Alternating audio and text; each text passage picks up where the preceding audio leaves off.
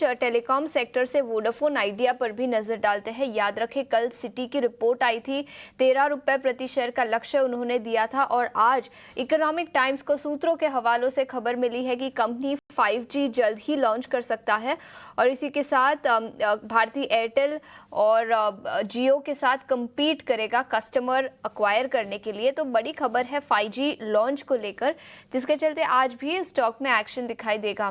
किरण sir, क्या राय होगी आपकी वोडाफोन आइडिया पर?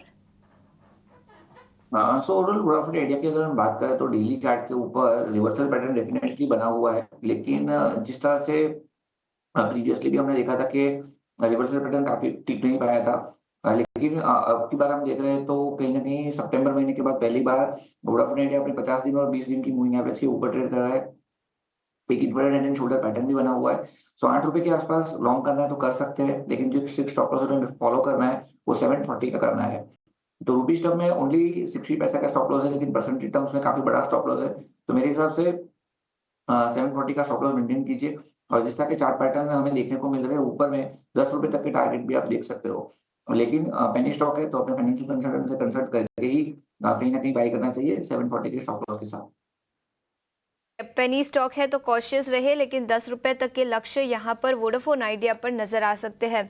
इस बीच इंडस्ट्रियल गुड्स पर नजर डालेंगे और मयूरेश जोशी जी से उनकी राय लेंगे।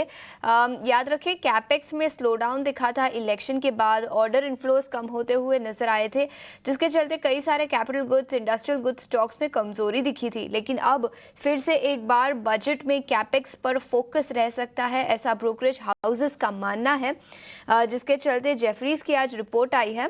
उन्होंने HAL पर खरीदारी की राय, 5,500 रुपए प्रति शेयर का लक्ष्य, और इसके अलावा थर्मैक्स और L&T इन दोनों स्टॉक्स पर भी खरीदारी की राय दी है। मयूरेश जी, क्या राय होगी आपकी इन कैपिटल और इंडस्ट्रियल गुड्स स्टॉक्स पर, और क्या आपको लगता है कि ऑर्डर इनफ्लोज फिर से एक बार बढ़ते हुए नजर आएंगे बजट के पहले? तो very good morning to you as well. नहीं, दो चीजें। एक, आई थिंक जैसे आपने राइटफुली कहा, आई थिंक पिछले जो 6 महीने थे, ऑब्वियसली एक मॉनसून इम्पैक्ट भी था पिछले तिमाही में।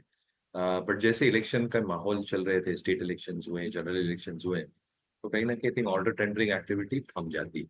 But in the second half I think order tendering activity should begin in real earnest. Q3 में शायद इतना प्रभाव ना देखने मिले, बट जितने ऑर्डर फ्लोज आएंगे शायद Q4 और Q1 के एग्जीक्यूशन तक अच्छा खासा आई थिंक इसमें इम्पैक्ट देखा जा सकता है। दूसरा ये देखना चाहिए कि जो गवर्नमेंट केपेक्स स्पेंड हो रहा है, आई थिंक वो राइट एरियाज में हो रहे हैं as far as infrastructure is concern.